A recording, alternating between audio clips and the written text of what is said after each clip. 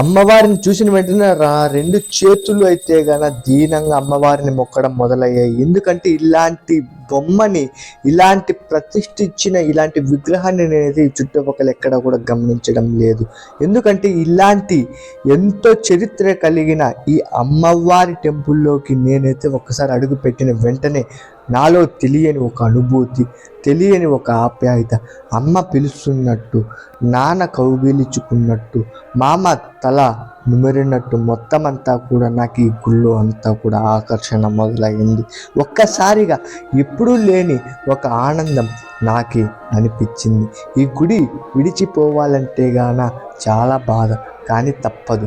ఇలాంటి టెంపుల్ నేను ఎక్కడా కూడా వినలేదు, చూడలేదు, అసలు ఎప్పుడూ కూడా వెళ్ళలేదు.